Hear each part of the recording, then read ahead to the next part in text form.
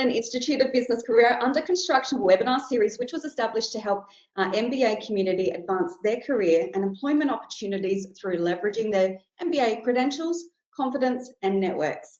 My name is Dr. Alicia Stanway, AIB's Industry Engagement Manager. Today's topic, how to turn your defence experience into a strategic advantage for your career. Now, in defence, every decision counts. Resources are finite. Stakes are high, yet the skills forged in those conditions, decisive leadership, strategic foresight, resilience, are often the capabilities that senior executives need to thrive in today's VUCA business world. Now, whether you're someone along the corporate ladder currently eyeing the defence sector in emerging trends like AI integration, cybersecurity, AUKUS projects, or a retired military officer transitioning out and considering an MBA to translate your operational experience into corporate strategy, this webinar is going to equip you with actionable insights. And I know this because we have a stellar lineup of out-of-uniform alumni who are about to hand you the blueprint. So let's go ahead and meet the panel. We have Amanda MacKinnell, currently Head Industry Engagement and Global Supply Chain at L3 Harris Technologies here in Australia. Lachlan Triggs, currently Chief Strategy Officer for Salute for Service, also in Australia. And holding the Canadian flag, we have Blair, currently Senior Director, Program Management Office, Canadian Nuclear Laboratories in Canada, indeed. All alumni, and funnily enough, Amanda has taught all three of us at some point in our MBA. Alrighty, let's kick off the biggest challenge of all. And Lachlan, I'm going to start with you. Providing a 2 to 3 minute overview of your career. Brilliant. I could probably do that in 30 seconds, but I'll try and pad it out a little bit. Hello, everyone. My name is Lachlan Triggs. I am the Chief Strategy Officer for Salute Service, also Director for a veteran-focused RTO as well. My story started back when I was in high school. Really wanted to get into the trade realm, really wanted to cut my teeth in the industry. So I left my time in high school out and got a trade within painting, tiling. Like everyone, hated it, absolutely despised it. A lot of heavy lifting, a lot of long hours, and decided I needed a change in life, and then went to the army where there was a lot of heavy lifting, long hours. So got a brilliant decision straight away, but I loved it. I loved the team cohesion. I loved the environment. I loved the work-life balance that it did afford me, the opportunities it did afford me. I initially joined as a logistics operator.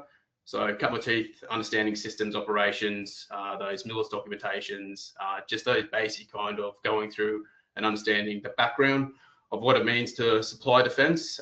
From there, I went to something that I truly loved and wanted to do ever since I was a little kid, which is get into the aviation space. So I was lucky enough to be able to join the 6th Aviation Regiment as an aircraft mechanical engineer on Black Hawks. That was a lifelong dream of mine. I enjoyed that. I was able to lead teams. I was able to travel around Australia. I was able to meet my partner. I was able to do a lot of upskilling from there. Life hit you like a ton of bricks, though. I started getting worn down. I realised that I want to have a bit of a career change. And again, like I did when I was in the trade beforehand, I left and joined the defence industry doing the exact same role. From there, I worked for Lockheed Martin. Again, absolutely loved it. Really good team environment, but it was that next step in that leadership piece. So there was a bit of a steep climb in what I needed to learn, what I need to understand. From there, I left defence, followed my spouse, who's still currently serving, and had that realisation that I'm going into an industry I've never been before. So I went to an agricultural industry where I was doing drone technology, infrastructure industry, and I realised that I had a lot of operational experience, a lot of workforce experience, but I didn't understand business. I didn't understand the financial pieces. I didn't understand the intricacy of a HR system. And from there, that's what led me towards getting my MBA and putting my foot forward for AIB. And from there, it's been sky's the limit. So that's my story. I'm happy to answer it and happy to support this. Love it. Thank you, Lachlan.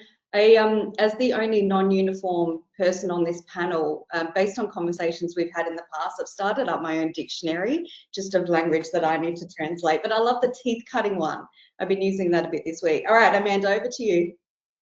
Thank you so much. And I started off life as a naval officer. I went through the Australian Defence Force Academy in the early 90s before, and when I talk to people, they say the bad years. It was definitely different being a female cadet back in the 90s, and joining the Navy. It's a family business for us. My dad was a naval officer as well and was away for quite a lot of my career. I went to 9 schools in 12 years in different countries. So my patchy education every so often came back to haunt me, but it set me up for that ongoing flexibility and the ability to go, move, do as you need to in defence. As a naval officer, I was what's now called a maritime warfare officer. I did APWO time in the Gulf in 2001. So I deployed not only in peacekeeping roles, but operational service. And I spread my time between being at sea, being in fleet headquarters, and controlling some major incidents, including the Sydney to Hobart 1998 rescue, which was really quite gripping. And watching some of the documentaries recently, I was straight there back experiencing the calls and making things happen. Really challenging environments that temper you for what comes next in both leadership and management. I was EXO in patrol boats. I was doing boardings off the Northwest Shelf, more peacekeeping out in the Pacific region. And I reached a point where I wanted to try something different, because essentially I'd spent my whole life either in uniform or in a service community. And I decided to go out into the mining sector in the Northern Territory. And I'm sorry, I'm just really conscious of my camera strobing. I wanted to know what kind of person, what kind of leader I was when I wasn't wearing uniform, to pick up Lachlan's perspectives. And spending 18 months out in the mining sectors, Northern Territory, Queensland, really gave me a chance to test and understand what it's like to lead people not in uniform. Then I came back to Canberra and I joined the Australian Maritime Safety Authority. And it was while I was there that I decided to embark on an MBA. And from there, I've also gone to work for Northrop Grumman. I spent 3 years alternating between the US and Australia, worked for the government during COVID, and now I'm back working again for one of the major defence industry companies. And also, as Alicia alluded to, I lecturing at the AIB, and I find that's a great balance of my defence industry experience as well as leadership qualities. Perfect, Amanda. And just to assure everyone tuning in, even though it's flickering, Amanda is not AI. She is very much a real person. Known her for 6 years and one of my absolute role models. Thanks, Amanda. Over to you, Blair. Thanks, Alicia. So I'm not just representing Canada today, but also New Zealand. So born and raised in New Zealand. I joined the Royal New Zealand Navy straight out of high school. So I was a 17-year-old and served as an electronics technician for a couple of years before commissioning to engineering officer. So I served for another 13 years, about 15 years total, doing jobs such as officer induction camps, maintenance officers, roles at sea as engineering officer, project management sort of ashore as well, many other sort of engineering roles. You know, a favorite deployment was Pacific Partnership with the US Navy, essentially re-establishing communities that have been devastated by hurricanes in the South Pacific. So it was a beautiful part of my work. I got to the point in my career where I was, do I transition into do I see what it's like in the civilian role, or do I continue in the Navy? And so I actually I took a sabbatical, or leave without pay is what we call in the RNZN, and just turned up to Canada. Was just like, let me experience somewhere else, got a work permit, and since then I've found roles specifically in defense sector. So for a company called OSI Maritime Systems, designing integrated warship and submarine bridges for navigation. And then after that, I moved to an in-service support organization that supports the F-18 fighter jets across Canada. And after that, I spent a couple of years at a biotech company in Vancouver, Canada, called Stem Cell Technologies, building a program management office there. And more recently, I'm currently Senior Director of the PMO, or Program Management Office, for Canadian Nuclear Laboratories. And I think that's about my 2 minutes.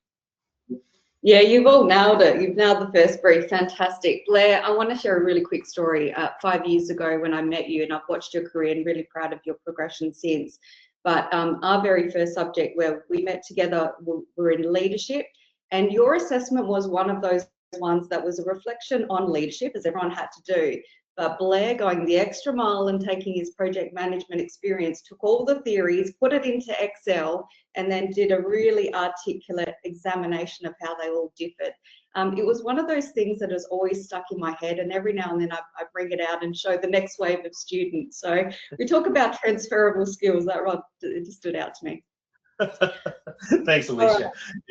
Amanda, I'm going to throw the first question to you. Let's talk to ex-defence personnel transitioning into corporate leadership roles. Now, we've got corporate recruiters, see hundreds of resumes that can say leading a team under pressure. How did you, and I'll ask the rest of the panel, turn I commanded a battalion in a war zone into a story that made someone say, I needed this person yesterday? It's a really great question, and one that when you are putting together a CV or answering the questions for a letter of application is integral. Making it clear the context that is in English speak, not military speak, of I have led small teams, agile teams, and using, but unfortunately you do need to know your MBA for some of these, under certain circumstances, that you would do it in an immediate reactionary environment versus the opportunity to plan, but focusing on the outcomes that you achieve, that you were doing this to develop people, you were doing this to achieve a strategic aim. If you can break out what you were trying to do in that context, so me leading boarding parties in small operational environments to execute a framework of questions to make sure that we reduce tensions during the course of it and talk through the soft skills that I also brought to bear, that really helps sell what my qualities are. Yes, I was in command of a base of 400 people and 12 vessels, but the qualities that I brought to that were being able to talk at all levels, to be able to do stakeholder engagement, understanding what the elements of the team are and sell that really also helps. Cool. Who wants to tackle it next? I think Amanda had like the nail on the head there. You've got to remove yourself from your rank almost. Yeah, you were a leader, you were managing, but you've got to remove yourself from that title, because that's your blinders in this situation. So you're not talking about how you directed. It's more or less how you got to that decision. So you'll see people describe missions or objectives. What you want to try and do is how did you achieve that outcome? What did you do? Like, you're leading teams, you're leading those cross-functional teams. I think that's probably something that a lot of leaders don't factor in. You're managing little pockets of, we'll say, support elements that usually wouldn't talk to each other. So you've got to be able to translate that. The irony is you then have to be able to translate that into your resume. So it's more or less the skills and the experience that you're getting in that role. It's the skills and experience on an exercise. And then it's also your roles, responsibilities within that, being able to break that military jargon and actually make that in a discernible resume and target it for that area or industry you're going for. Because I think a lot of people fall into that trap of, I have one resume, that's it, I'm going to send that cross-border, I'll change the CV a little bit. It's tailoring your resume and your experiences to that role, that recruiter, that level you're going in for as well. Remembering that you're going to have to then explain that as well. So don't put on things that you don't understand, don't put situations or information that you don't fully understand. So you were overseeing critical data. You did see those compliance standards, compliance systems, those organizational outcomes. Those are all things that are applicable within the corporate realm. But being able to go, okay, well, how did you demonstrate that? And it might be as simple as explain with those SMART goals, so those specific, achievable, timely, relevant information. They don't need to be large bounds. They can be small bounds, and just being able to break that up in discernible information and make yourself relatable in instances is highly important. So my advice would be remove yourself from that rank, remove those blinders, and look at your situations that you experienced and the experiences you got from there. Yeah, I think that's really good advice, Lachlan. I find that sometimes we're talking the same language. It's just like the accent changes, right? Like it's, you know, if you're going to list all your job titles that you've had, like you'll notice when I did my intro, I use quite plain language. Now I've been out of the service now for 12 years or so, but you know, when you're listing your job titles on your resume, don't put platoon commander, because the average civilian won't know exactly what that means, right? But people leader, or you know, manager of, you know, X team or something like that. So just changing that vocabulary is so vitally important for understanding. Now, if you're joining a defense organization, they tend to know about ranks, right? That more or not, you know, they tend to know about these things. But if you're going for a purely civilian role, then you need to speak their language, their accent. And so I think that's fundamental. There's kind of one other thing I wanted to bring up, and sort of, it's about community. When I left the Navy, or leave without pay, and I moved to Canada, I found myself lacking a community anyway. You know, in the military, you're so ingrained with your community in your work life and your outside, you know, it surrounds you. And when I moved countries, I had no community, right? I had to go and find it. And when I actually, you know, I took some odd jobs to start out with, and I was really trying to find my community, and I stumbled across the Project Management Institute, or PMI, and went along to a couple of their events. And on the first event, you know, I explained my situation. I said, I'm looking for a job, looking for a community, and they really brought me in, and it was amazing. And I met someone there, and they're like, oh, you should like talk to this guy. He has a very similar background to you, you know, like I'll introduce you. So they introduced me, and I asked him out for a coffee to understand the environment. And he was like, screw the coffee, come in for a job interview. I know exactly what you're on about. And so it's like, it's that community, I think, that really matters. It's that network. And so when you're leaving the service, look for your community, look for what interests you, look for that network, and that's going to propel you. It certainly has in my career, in my experience. Yeah, I'm rambling a bit here. No, that's good. It's sound advice, Blair, because I'll link this back to one of the reasons that we chose this as our topic for this series, is that we've got roughly, in our alumni, government and defence constitutes the second largest background for our alumni. But I was actually speaking to somebody that doesn't have an MBA, considering it, has worked in defence in his own country, has moved to Australia, and is looking to get back into defence, has an amazing career behind him. So I think it's important, you know, Lachlan and Amanda have stayed largely in Australia, but I think it's important to know that you've also moved to countries, because that adds a layer of complexity. Alrighty, let's move to, what else do I have for you? All right, we've alluded to this a little bit, but let's crack on with it. We've got, let's talk about your MBA. So we've got an officer that, say, has run multi-million-dollar operations in combat. They might be asking, why do I need another degree or a higher education degree? Now, we all have an MBA. I love that Amanda's already smiling. Walk us through the moment, if there was a moment that, and anyone can tackle this first, that you realised this wasn't, getting an MBA wasn't a tick box exercise, but a way to go from veteran hire to C-suite contender. I can tackle that one, definitely, Alicia. We've been talking about the military or defence vocabulary, picking up the C-suite vocabulary. I was definitely part of the Australian Maritime Safety Authority, which is a very military environment, really. But when you're on the cross-functional teams and you're talking with people from Prime Minister and Cabinet and other departments, it became really essential that you could speak with that common corporate vernacular, and that when you were using techniques and tools and you're talking about EBITDA and aspects that you may never have. I mean, can field strip an EF-88, and I can talk about the caps and limbs of pretty much any capability that is out there, but I didn't necessarily at that time be able to lay out a strategic plan using the common tools of the day, which, you know, AI and everything that's coming out now really, really sharpens your ability to communicate to other C-suite leaders.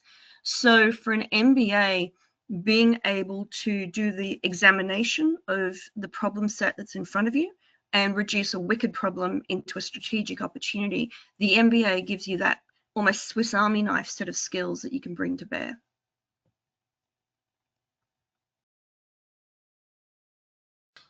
I love that, Amanda, because one of the reasons I really enjoy doing my MBA, I had Amanda with project management. I wasn't going to, the industry that I was going into now, I had no idea. I had no insights. I thought I had industry insights, and I had a couple of one-on-ones with Amanda, and it was a small mentoring piece. And people think mentoring of a large scale. There was that small mentoring piece, and just those communications and understanding the minutiae and those intrinsic values that I had. I thought as a leader, I wanted to do project management. I want to go in. After those couple of conversations, I realized, no, I enjoy the workforce planning side of things. I enjoy the outcome of the individual to strive and achieve that goal. Yes, that underpins certain aspects of projects or programs, but that's where my value set actually lied. And I would never have had that if I didn't go through and do that at AIB piece. And we look at it and you go, I'm a leader. I'm going to go do AIB. I think everyone will look and kind of slowly try and fob off that leadership course. But if you go through with that open mindset and you go, actually, let's really break down this leadership course. Let's look at this. What's the servanthood leader? All those kind of things, those behavioural traits. You get a lot out of it. And I think if you're going to do this, you got to take it and you got to go in with an open mind, because then you really understand yourself. Because as a leader within defence, especially in those senior leadership positions, you have a lot of support mechanisms around you. The buck doesn't essentially always stop with you. Whereas out in the corporate world, that buck does stop with you. You are more of a leader and manager. Whereas within defence, you are more of just a leader of that. We're going to do this, get this done. I want these resources. Whereas the backline workers, those backline leaders, they're going through, okay, well, is this financially viable? Go through. And I think we spoke about this, Amanda, just on some of those other things in Blair. It's, most people in defence don't even know what P&L is. That is something that is a daily occurrence and reportable occurrence that goes on within that corporate remit and realm. And that's something you would never have understood if you didn't go through and do this. And I love it. It's understanding yourself as a leadership, and it's probably that delineation between leadership and management. I know I keep harping on that because I think those lines do get blurred, especially within the defence realm. You come out with the notion that you are a leader. You've done a 3-month course. I am a leader. I've done a year here or a year there, but it's completely different. So understanding those strategic lines, understanding those values, but also there is your prints too. There's your articulate, all these different things that underpin that. And one organisation may not do that. One other organisation may not do that as well. But it's understanding those foundational levels. And I think that's what that MBA really gives you. But only if you go in with an open mindset as well. If you go in with, I already know this, you're going to go through and do your courses, do your understanding, and you're just going to find references to back up your own narrative, which is not how it should be. You should go through and almost being your own devil's advocate, opposing your own opinion, because that's how you'll learn and that's how you'll improve yourself as a leader, especially within that corporate space.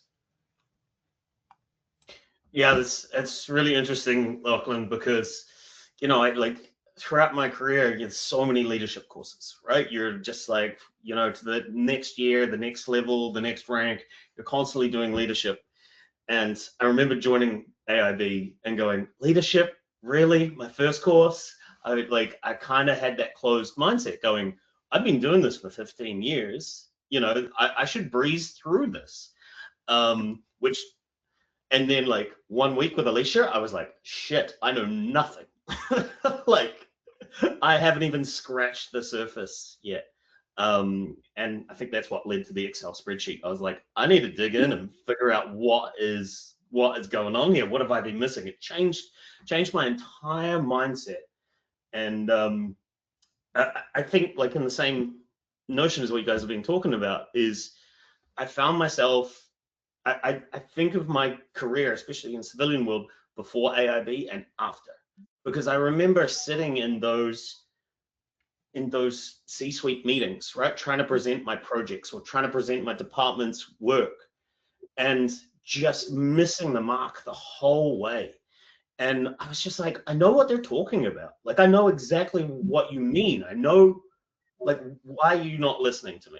Like, and it's that Swiss Army knife, right? It's talking about agency or EBITDA or profit and loss or leadership or marketing or, you know, personas, like any of those things. And then you're like, oh my God, I get it now. Like, and my career just spit off right after AIB. I just remember being invited to more and more things, right? Being asked to lead more things because I could actually speak the speak and I could actually back up what I was already kind of thinking. And so for me, AIB was this massive translator, accelerator, like catalyst. And I'm glad I changed my mindset after like the first week of leadership. That's all I got to say. Yeah, awesome, Blair. I think it also removes your Not- imposter syndrome. Yeah. I was going to add one point. I mean, I think all three of us who are ex-defense will have read or experienced the leadership at the point of the bayonet. That was pretty much the contemporary text, and read this for all of us. And if you've watched Band of Brothers, the advice being given in episode 6. So when I tackled leadership, and it was a case of, you know, compare and contrast yourself with a contemporary leader, and it was basically brackets, Amanda's not allowed to choose a military leader, because I did leadership 4th rather than 1st, like most people. And choosing a business leader for the first time in a leadership study rather than a military leader, having looked at Cosgrove and others who were our major leaders during the time, being able to compare and contrast what we'd always been taught about lead and train your people, empower your people, and being able to put that into a business context was really important for me to take this next step into the MBA. And Lachlan, did I hear you say something about imposter syndrome? Yeah, I think everyone who's leaving defense has that point of objection where they've got imposter syndrome. Everyone who's in there, and you're on your own, and I think it gets exacerbated in there. And I think that's one thing that I said, it's AIB is a cure for that. Doing an MBA is a cure for that to go through, because I think as you start to go through, you start to solidify what you know in there. You start to solidify that, but then you're also learning these new things. So you can be at that table. You can start, like Amanda said, you get that vernacular. You can understand and go through, okay, I know how to respond to that, but also I know what type of individual this is. I know what type of traits they have. I'm going to start talking to that person and that trait. I'm going to tailor my conversation now to that individual and to that organization. And I think you start to get confident with yourself, and it clicks. It really does just click. And then all of a sudden you're at the head of the table, you're going through, you're making these decisions, you're going through, you're putting your life experiences out there, and it dictating how things are going. But people are listening because they understand it, but you're conveying it in a way that they understand it. I think that's probably one of the key takeaways for an MBA is, yeah, you will learn new things, but solidifies what you need. And sometimes you just need that little pat on the back, go, yeah, you are doing the right thing. This is the right pathway. You did all that 10 years that you spent in defense, going through all those exercises, all of those courses, all those teams you led, all those difficult situations, all that resilience that you have built. Yeah, that is applicable for the corporate realm. But then it also really puts you forward to, I understand culture a lot better within there. It gives you the ability to not have to say something every single time. It gives you the ability to walk into a room, monitor that room, go through and go, okay, who's the decision makers here? Who are the people who are just sitting back, taking in this information? Who are your doers? Who are your thinkers? All that kind of, who are your pie in the sky kind of going through. So I think it also allows you to sit back and have confidence in yourself to go, okay, I'm going to interject now. I'm going to put my point forward because I know it's pertinent for the situation. You're not just saying something so it's out there, so you're part of the conversation. Everything you're saying has substance. So therefore, any time you're in that conversation, people are going to listen to you a bit more because they know what you're saying has a bit more substance, a bit more weight. You're confident in what you're saying, and it's backed up by evidence. That's a really good point about culture, Lachlan. I think that's, sorry, Alicia. I think it's fundamental that AIB gives you those fundamental aspects to take that kind of learning mindset, right, about how culture works. Because we're so used to the military way of culture. Obviously, there's micro changes within different units in the military, but each business and each department within a business has their own culture. And you know, it's like an organ transplant. If you come in all hot and heavy and it's not like that, you know, the body will reject the organ, right? But so you as the organ, you need to come in and assess the culture of an organization and make sure that you're in alignment. And the MBA does that. The MBA gives you all those little tools to kind of assess and plant yourself in the right space, or maybe just back off. Maybe the organization's not good for you. And so understanding yourself and understanding the culture of the organization is fundamentally important. 100%. Oh, and I think that's where AIB does that really, really well. You look at these other organizations, these like other institutes, and they look more at that, and this is going to sound a little bit horrible, but they look more at that ranks to recognition process. And I think something AIB's done really well is they go deeper into that, and that's where they go through. Like, we'll keep harping on your lived experiences because it's so important, and it gives you the ability to step into the MBA. And AIB's done that really well to not make that a gate. They've gone through and gone, yeah, we want to hear about your experiences. Go talk, but it's not just a given. You've got to go prove that. So you go talk to those senior leaders you had, those senior managers you had. You go, hey, when I was doing this exercise, I did this, this, and this. And you know, yeah, you did actually manage safety critical items. You did look at the logistics supply and go through. You did coordinate a team under high pressure.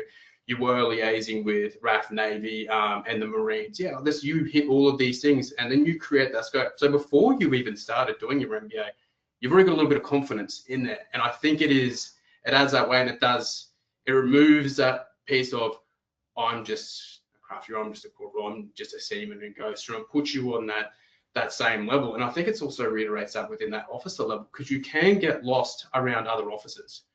If you're in a room, you're usually in a room full of majors, and for people that don't understand that defense speak, your corporals are essentially your section commanders. So they're looking after those small teams. That's essentially what a major is. They're making all those decisions. They're doing all of those things. They're your doers within that rank. And I think they get lost within that as well. Like they're liaising with your two-stars, your lieutenant colonels and whatnot, and vice versa for rank equivalent. I think that also cements it for themselves and gives it a bit of weight and goes, yeah, I'm going to do this MBA because I can do these experiences, can get through, and you can get lost in your own head with it. And I think that's one thing AIB to get into an MBA has done exceptionally well. I know that's something that I've tried to incorporate with the veterans and spouses that I work with now, and it's absolutely brilliant. It's something that should be commended as well, and something that I hope people understand that as well. Appreciate the advocation there, Lachlan. Do you want to tell us a bit about Salute for Service? Yeah, so Salute for Service, look, it's one of the many non-for-profits out there, ex-service organisations. It came to fruition because there is a gap in there. There has been a mentality that nothing's really changed over the last 20 years, even though millions of dollars have been thrown into it. We're more of a contemporary veteran, so we deal with that combat to career, which is our employment pathway. So that's our education pathway, where we're doing those career development plans, we're doing those career coaching, career mentoring, resume writing for roles, industry insights, getting them in front of there, doing those interview preparations, ensuring they're utilising resources that are available to them, making them aware and training them on how the importance of upskilling can improve them for the future, but also having those difficult conversations, because you need to have those difficult conversations. A lot of people come in whether I deserve this or this is what I should have, and having those difficult conversations so they can have a successful career is important. And within that, we look after that holistic piece. So we're also supporting their mental health, their physical health, their employment, their education. We go as far as the allied health, so podiatry. We look after the children. We've got that piece where we also include the spouses in those career development pathways. We bring them along. We go through, we've got tuition for veteran family members and children as well, paid for. We also have those psychosocial, social engagements across. It's not just a tea or coffee, let's get away from that. It's more or less throwing somebody off a cliff, going kayaking as well. Getting that area where we can get those veterans and organisations together to do that ground truthing and see what's happening in the there and now and go, is this what you're experiencing? And this is what's going on. And we also have the ability, we've got the toolbox, which is right now the largest repository of veteran and family and children information for Australia. So it's got a hybrid mess. Runs in the VARC model, so your visual, audio, reading, writing, kinesthetic, and intrapersonal. Links back into our career coach tool, our clinical team. It's a really big beast, and it's very multifaceted. And obviously, there's a lot of other things that happen on the side, and I genuinely would not have been able to do that without my MBA, but also without the experiences and mentorship that I gained through my MBA and those connections I've made through my MBA as well. So Salute for Service is essentially this is transferring those skills into the corporate speak and allowing you to get into a role that's going to further your career, but also bring your family along with there as well. Remove that fog.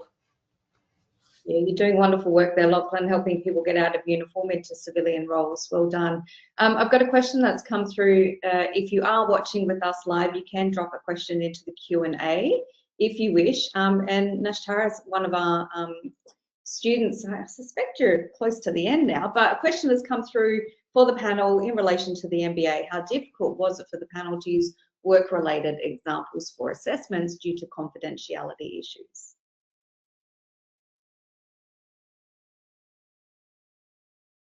Who wants that? Can I speak with my OLF hat on this one, because I was at AMSA at the time.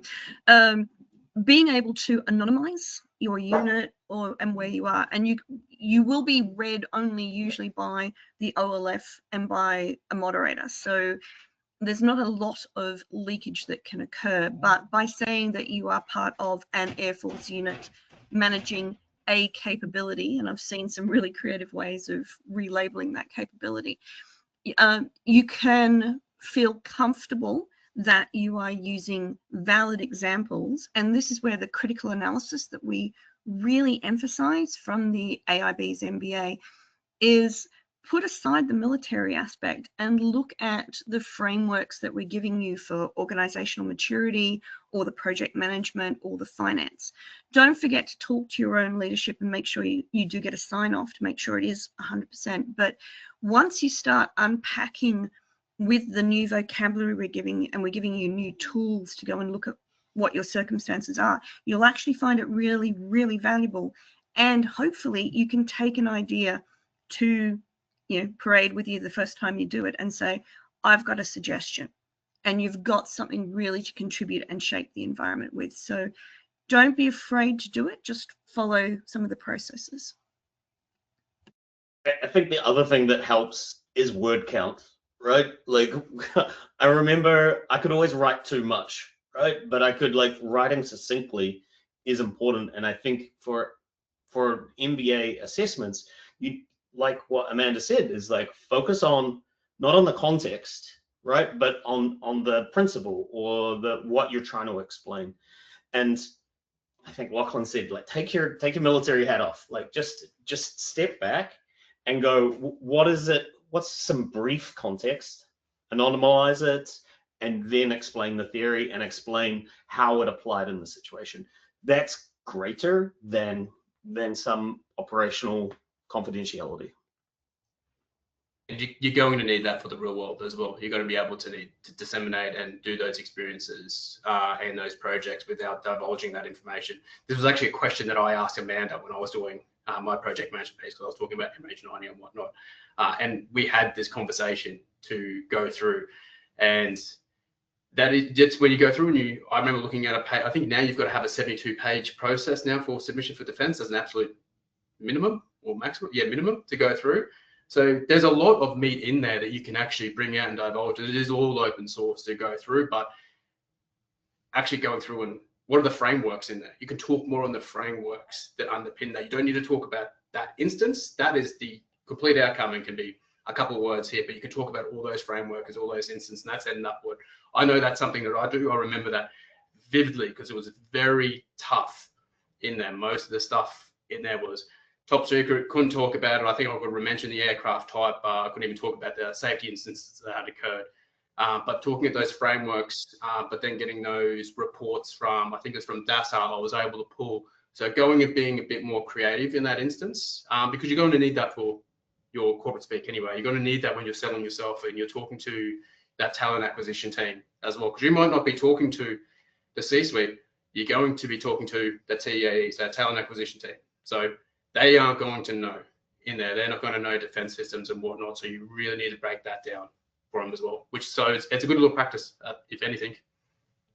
Yeah, and it's a good point you made, Lockie. When you're feeling frustrated for defence people because you may not have the ability to be able to shape or influence your defence environment or even the corporate environment, I really encourage that reflexive practice of journaling and making notes, and it will help you during your MBA progress. So when you do get to your final project, then you've got some thoughts and material to build into that choice of question. But when we give you frameworks like, stakeholder mapping, it sometimes helps you organize your own thoughts and deal with the challenges of who are my stakeholders generally? Who are people that I can turn to for support no matter what I'm dealing with? In Navy, being a divisional officer and having sailors who come to you and turn to you and say, I don't know how to deal with this. Being a junior officer, turning to senior officers, I don't know how to deal with this. But we're trying to give you some roadmaps, not only for your MBA and for your corporate life, but also as you transition out of defence into the what's next. We're giving you some guidelines as well. All right, each of you are working in very different parts of defence. I love it when I have conversations with Amanda and we talk about the defence sector. It's huge. It's have you got a way to describe it there, Amanda? I know you do. I have several, but I'm not sure many of them would meet the AIB Code of Conduct. Look, it's an ecosystem, and defence, I could use the theoretical term of monopsony, but defence is such a complete environment. There is not a single trade or sector not represented within defence. Someone tried to challenge me on that the other day and say, oh, but you wouldn't have veterinarians. And it was, well, we do, because both Air Force and Army have got sniffer dogs and bomb dogs. So yeah, we deploy with a veterinarian if we take dogs to sea. So understanding that we cover so much, understanding the defence part that's in uniform, so Army, Navy, Air Force, very traditional aircraft, ships, submarines and the like. But there is the side of defence that is the public service, where you have non-uniform people who are working on desks, a lot of them here in Canberra, but you'll find them at every establishment around Australia. And if you're looking for a defence career, and not necessarily in uniform, looking at where you could fit into a state and infrastructure group, which is now called something else, but I've been out of the country for 3 months, Defence Digital Group, which is really looking for people who've got that cybersecurity experience and who can understand it. Project managers, we desperately need them to help execute on projects. So knowing what the defence side and the industry side, whether it's a prime or contributing players, logistics companies, where your skills could be a match is really important. I think you're also not just dealing with the businesses and organisations as well, you're dealing with the people within there. So Blair's a perfect example. Blair's a Kiwi in Canada right now. If you're within that defence space, just even within Australia, there's a high chance that your team is going to be a multicultural team within there, but then it's also going to be a multifactional team as well. And then you're also going to have Commonwealth agencies in there or AUKUS agencies in there as well. So it's ecosystems within ecosystems within ecosystems.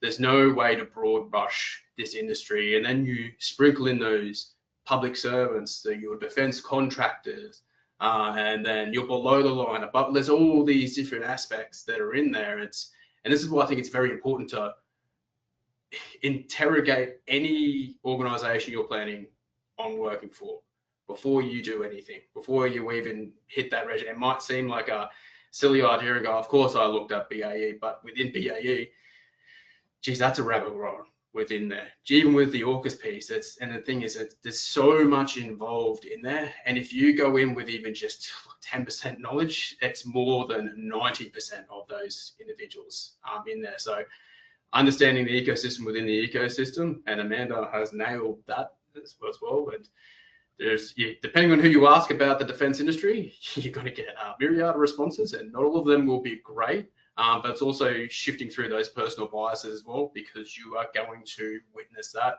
All cards and transparency on the table. Personal bias is still prevalent within government agencies, if not more within that government entities.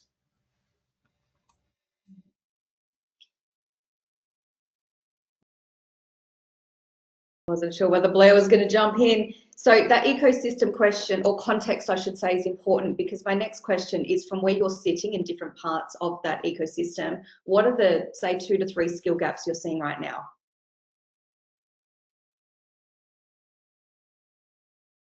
Absolutely, 100%. Apart from project management, the emerging capability we need from L3 Harris, Northrop Grumman and the like is to be able to execute and deliver on the major programs. So the National Defence Strategy, Defence Strategic Review of 2024, which is about to come out again with a new version 26, and the Defence Industry Policy Statements, we need people who can do the supply chain planning. It's not just the direct logistics and making sure it's there in a box next to you when you need it, but this is the long-term supply chain. So the hot topic at the moment, of course, is AUKUS and the submarines, as well as Pillar 2, and the design groups and all the components that are going to be needed that Australia can supply into Virginia, as well as ongoing sustainment. Now, Collins class is going to be around for at least another 15 years. How do we make sure that it is fit for service and can deliver operational hours? We need people who know how to execute on supply chains.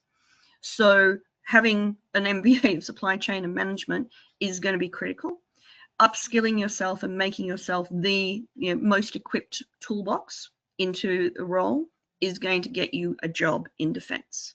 Project management probably about 5 years ago, supply chain and those kind of skills. Strategic forecasting, absolutely.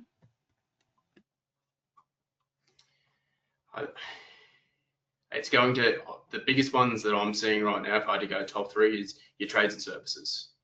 Trades and services is it's a massive beast. We don't have that right now. We are building towards that. Each state is doing its own thing, providing its own funding and education lines within there. Federal's coming towards that. So it's also just understanding your trades and services. It's also having you need to keep moving on and learning within there. So one of the big gaps you're seeing is that digital literacy. And it gets thrown a lot, like it gets thrown, cyber gets chucked underneath there, but that digital literacy is key. So understanding how to use basic CRM systems, reporting systems, and everything along those lines. Having digital literacy allows you to go into different aspects, different organizations, but also it allows you to have that seat at that table and have that discussion, because digital literacy is here to stay. AI is here to stay. These are all buzzwords, but these are prevalent for there as well. And something that we're talking about right now is strategic management. I think that gets lost. I know this is probably a catch-all in there, but strategic management is huge. It's very easy to make a decision on the information at hand, but if you're not building in redundancies, you don't understand what's going on. You're just going to go at the spur of the moment, this is what's going on. Your strategic management of not just yourself, not just your organization, but understanding strategic intent, strategic management for individuals themselves. So if we're looking at what are those missing, it's that digital literacy, your trades in your strategic management. I know that's kind of a cop-out because we are talking about the strategic pieces. There's something as well in there, but those are also areas that if you are not aware of their growth or you're not aware to utilize them, the team you're managing is going to fall behind, or you're going to fall behind. Yeah, I want to expand on the AI situation there. I'm in a nuclear organization. We are so guarded on our cybersecurity. We're so guarded on all our digital systems, and yet somehow, just in the last couple of months, we were able to implement Copilot within our systems, and our systems are incredibly secure, as you would expect from a nuclear operation across Canada. And I think from what I'm seeing, especially with the resumes that kind of come across my desk, it's those people who are like willing to learn and adopt. The speed and the rate of adoption of AI is so incredibly prevalent right now. And there's a lot of fear out there and anxiety that jobs will be taken. But it is, from what I've read and seen, I think it's going to be those people who are working with AI, not being replaced by AI, that is going to be fundamental for a skill gap. So teach yourself, find some online courses. There's plenty of online stuff that you can just pick up and get a certificate for, whether it's Coursera or EDX or anything like that. AI is so fundamental. And I remember my AI session, my course in AIB, and it has completely changed from when I did it, just a couple of years ago. So I think adopting AI is important. I want to echo Amanda's point on project management, and of course it's kind of my life right now as well. I just came back from speaking at PMI's Global Summit in Phoenix, and the number of the millions of jobs that we're going to be short in just a couple of years on project management is astounding. And so project management is kind of fundamental. It's also a really hard market to kind of get into, but there's plenty of volunteer activities or groups or communities that you can kind of join in order to get that project management experience, because any initiative, any change, any implementation at work is a little project. And so if you can cut your teeth on some small stuff, you work your way up. So to me, that's kind of like top two. It's a really good point you just brought up there, Blair, in terms of project management and getting recognition. Joining the Australian Institute of Project Management or the PMI and becoming part of a peak body and getting that certification. So for engineers, joining Engineers Australia and setting yourself up on a growth path so that you are setting yourself for, you know, competencies as well as leadership positions inside your discipline. So not only are you an expert and you've got defence experience, but you've really got skills that are transferable. If you can deliver a project in defence, you can deliver one in the mining sector or vice versa.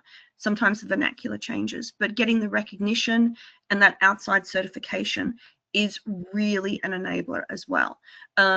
Being part of the AIPM and doing the AIB project management unit, you get the tick in the box with the AIPM as well. So don't underestimate the benefit of being part of a peak body. The growth path side is something we really do need to emphasize. I mean, Amanda, I went from defense to civilian defense sector to biotech to nuclear, all within project management and engineering. Yep. So like it's incredibly transferable across so many industries. And so, yeah, it's a good point. And with PMBOK giving you the perfect framework for transferability, that's part of the MBA journey as well. Okay, we're going to go into a hot round. Hot round is questions from the audience, and you've got maybe 10 seconds to answer it. All right, one from Brian. Plenty of synergies between defence and other government positions. The question is, do I need to be ex-uniform to get into defence? No. Might it be better? That was easy. And better for defence. Yeah. Lachlan, You bring a different perspective, I think. Yeah. Yep. Lachlan, I do have a question. What your next step specifically after your MBA was? My next steps. Oh, sorry. Oh, do you want me to continue? So my next steps for my MBA. Geez, that's a good question, because I was, God, how many years ago? I think 3 years ago for it. It was trying to find roles where I could utilize my MBA. Now that I actually had that footing and understanding, where I was actually wasn't where I needed to be for it, because I started my MBA within a role that wasn't where my values ended up being. So from there, it was me doing those industry insights, understanding, building a new career development plan, and finding somewhere where I could really hone, but then grow my MBA and skills further post that MBA, using it as a foundation to leapfrog, essentially. And if anyone else is curious about any individuals on the panel, jump onto their LinkedIn profile, connect. I know that they're going to be very open to continuing this conversation today. Thank you, guys. All right, long one, bear with me.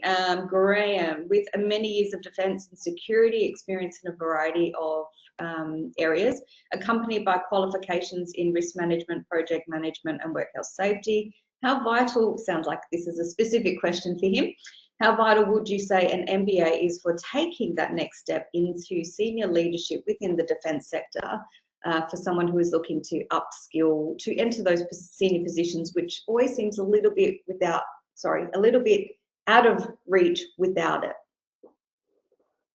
I would say it will put the gloss and polish on your career, because basically you're going to externalize and benchmark your experience, and then you can present your MBA to say, yes, I know what I'm talking about.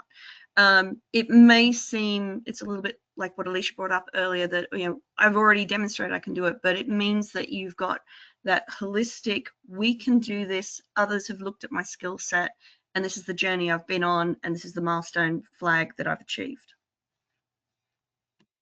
Yeah, I think like in the military, you get told what courses to take, or you get some element of choice, but like showing that you've got the enthusiasm and the drive to accomplish an MBA is critical. And like Amanda was saying, right, it gives you that validation that you know what you're talking about. Like, and there's no better proof than the certificate on the wall, the one behind Lachlan, the one right in front of my screen that's still sitting there. Beautiful. And it's not just for defence, it's anyone who comes and do the MBA. I can very comfortably distill the MBA down to two things. It builds a business acumen of understanding that ecosystem. You might be a smashing project manager, but don't understand what a P&L is within that context, or don't understand the HR side of things. And so you're understanding the whole business as a whole. And the second is confidence. And you spoke about this earlier, the confidence to have those conversations with the senior people in the room to earn your own sense of self, getting that seat at the table. All right, I've got one from Nigel. Considering some of you were in highly specialized military roles, what's the biggest aha moment when communicating transferable skills to those who may not understand the military jargon?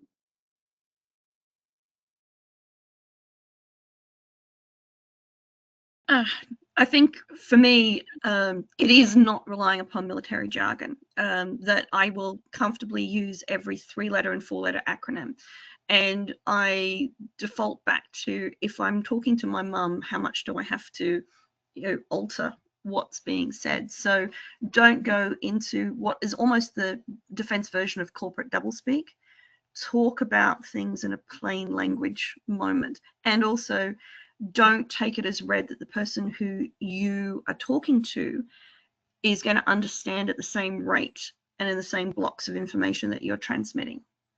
So yeah, it's a challenge. This is I full transparent. One of my first interviews I had, all I did was talk about Black Hawks for an hour. I came out of that interview thinking I nailed it, come through, and then when I spoke to the individuals, like, you didn't talk about the role whatsoever to go through, and I was like, that's very true.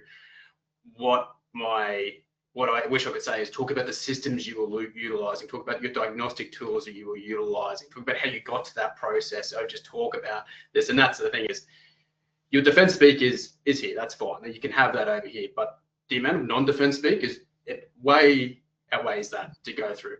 Now, Black Hawk is just an aircraft at the end of the day, getting that operational, going through all this, all different things that is an operational management piece, strategic side of things, all the governance involved there. There's a whole different system that you should be talking about. It's cool to touch on that, fine to touch on that. That you can even use that to draw them in, use some of your defense experiences to go and do that. And what you find, put a cool story in there, be engaging that little bit, throw that in there, but then make sure you are coming back to something that is relevant, that you are talking to, that role you're talking to. And it comes back to investigate, interrogate the role and industry you're going into to tailor how you're going to have that conversation, because you want to lead that interview, you want to lead that conversation, you don't want them to lead it. Yeah, you should be able to tell in the first couple of minutes whether you've lost them in your story or context, right? And so come back to that simplified method. I love the STAR method: situation, task, action, result. I love using that. And when I first came out, I used that method, but I told it to my civilian friends, and I was like, I'm going to tell you a situation. At any point, interrupt me if you don't understand. And I think like that sort of prep work really, really helped me, because yeah, they have no idea about Black Hawks. So yeah. Arguably, either did I. Guys, we're coming to a close. Is there anything on that you absolutely want to get off your chest that has been left unsaid? No, you've been absolutely. Oh, Amanda, maybe? I was going to say, give it a go. Come and talk to any of us. If you're thinking about the MBA, it will really give you a chance to open your eyes, open up yourself as a leader, a manager, and as a member of the society that you want to shape. and help it do your new professional identity. That's it. You are developing a new professional identity, a whole new you. This is a whole new career change, new life change. So help that tailor your new professional identity. It's probably my biggest takeaway. Be confident. Be proud of what you've done. I can't say it any better than these two, so I'm gonna leave it with them. Well, then that's it. 3 alumni just handed everyone the blueprint that many spend years trying to reverse engineer. So the takeaways, really, if you're ex-defence, don't undersell yourself. Making the hard calls with half the information and twice the pressure is rare. You just need to translate that into layman's terms. And then if you're coming from corporate into the sector, we've heard a variety of skill sets still very much needed within that ecosystem. So Amanda, Blair, Lachlan, thank you to our incredible panellists, and thank you to everyone in the audience for investing an hour into your future. So do take that next step. As Amanda has said, it might be an MBA application, it might be a conversation with anyone from our alumni network, or refreshing your resume. Go and turn your defence edge into unfair advantage. Bye all.